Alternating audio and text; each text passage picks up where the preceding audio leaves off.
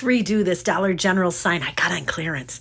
Hey everybody, it's Colette with Blessings Craft Therapy if you didn't know. And if you did, thank you so much for coming back. Yeah, friends, I got this sign on clearance at Dollar General for 90% off. 90%. I know. I get so excited. So here it is. It says Hello Fall. It's adorable. I love it. It was $8. You know, I paid 80 cents for it. Come on. All right. And here's something to be clear about. I had a whole different vision for this. I actually wasn't going to paint it at all. So all I'm doing now is just measuring to figure out how big I need to make the square of fabric. This fabric I got at Joann. You saw me do something with it the other day. If you didn't look back, I did a project with this very fabric. And with a Dollar General sign. Isn't that funny? Oh, it was a tray. Anyways, so I started out, I was painting I was only going to do the bottom. And I was just painting it black just in case you could see anything through the fabric or if I didn't cut it perfectly. And so I was painting and I should have been more careful, but I wasn't. And so I decided, you know what? There's all these marks on the inside. I figured I would just go ahead and just paint the whole thing black. So that's what I did.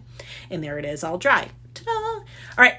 Next, I have that fabric and I cut it down to the width of the inside of that sign. And then I folded it. This is just a little trick I do to distress my fabric, and I just rub it on some sandpaper.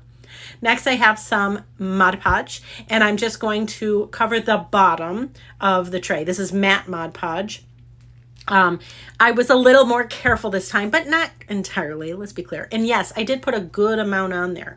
And the reason why is when you put your fabric on there, you can kind of shift it a little bit easier because there's a little bit of excess of the Mod Podge. Some people may disagree, and that's okay, but this seems like it's the easiest way for me. So I make sure it's on as even as possible. And here I'm going to distress it. Now listen, if you don't like distressing, look away. It's okay.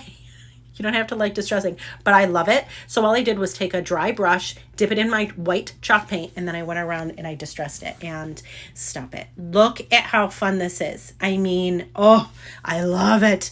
I was actually going to sand it too, but then I decided I didn't need to sand it. One of the reasons why I hesitated sanding is because under, those little beads, they feel almost rubberized. They don't feel like wooden beads. So I decided not to sand it. Then I found this. It was $1. And it's like a garden stake or something. So all I did was I moved those tabs and I just popped the back off.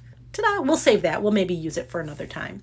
And then I put some hot glue. I know I'm using just hot glue, but it's okay because we are gluing it onto fabric and I think it'll stay.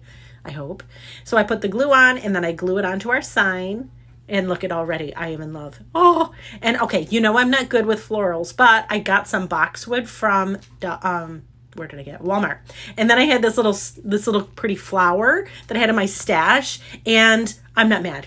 Look at how cute. It's super simple. Super simple. I even tried it with a messy bow, and I felt like it didn't need it. Look at how pretty this is. Are you kidding me? Stop it. I love it. I don't know about you. I just love it. Anyways, you can't beat it for the price, right? Anyways, friends, thank you so much for watching, and I hope this inspires you.